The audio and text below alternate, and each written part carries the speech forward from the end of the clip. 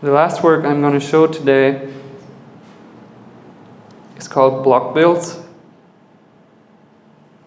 which was actually just like a 1-week project. I have been like really, or for a while I wanted to make a project about the blockchain, because I think mainly because it technically, it's one of those projects that actually mainly spoke to me, where the starting point really was more out of technical curiosity. So the blockchain is the main technology behind Bitcoin. That's the unknown or anonymous founders of, or inventors of Bitcoin basically invented that technology that is one of the major buzzwords in like startup culture right now. But basically, Block Builds is a series of 64 banknotes generated from the Bitcoin blockchain, and for this series I basically picked an arbitrary starting point earlier this year. Like, to me it didn't matter which blocks it were, so I just wanted them to be 64 consecutive blocks in the blockchain. And each banknote in that series represents one of those blocks in the blockchain. And just to give you a little bit of info about the data that is in one of those blocks, I think one block basically encapsulates multiple transactions. So every time somebody sends money with Bitcoin, that transaction will end up in one of those blocks.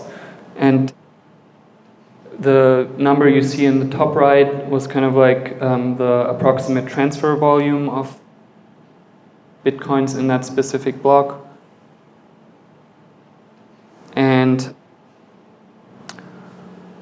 in its core, I'm going to talk a little bit more about the format. So the shapes down here you see is basically my translation of the unique hash that identifies each block into my own visual language. This one is the previous one.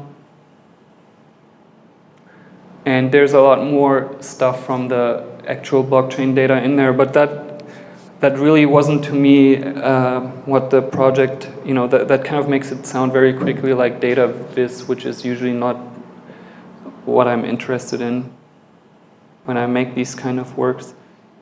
In its core, these bills are still randomly generated, so in order to tie them to one specific block, I used the hash, which is basically a really long number that uniquely identifies each block as the random seed, so that the random composition would then, so every time I would run the same block through that program, it would generate the same output, and it would still use a lot of the actual data to generate the drawing. And visually, I think that was like the more interesting part to me about the project. Visually, everything is snapped to a slightly deformed grid, which is also visible in front, all the small dots or crosses. And I basically mainly wanted to find like a visual representation that feels like blockchain to me, and kind of like speaks that language.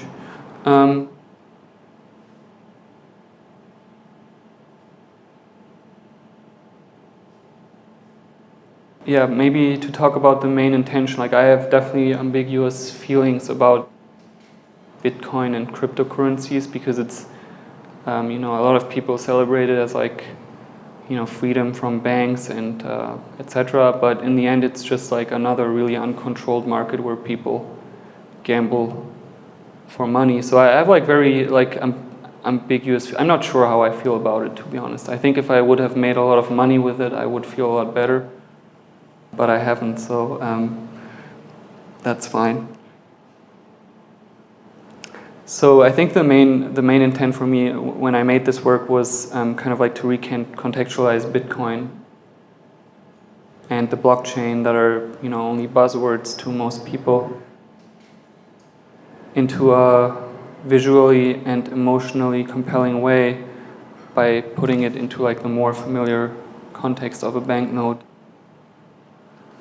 And maybe to give you to say one more thing about ambiguous, for instance, like the creature in the middle, when I made it, I always was thinking, or wasn't sure whether it was going to end up being like a screaming creature that's kind of just like, what's happening? Or a creature celebrating the value on the bill, or just like a hooded creature as a reference to this supposed anonymity and privacy that people falsely associate with Bitcoin. And yeah, I think that's a good example for a lot of my work. So I rarely sit down with like a concept and then try to achieve it. Like usually I have like a rough idea as a starting point, and then I just like let things happen along the way. Yeah, I think that's all the work I have to show today. Thank you.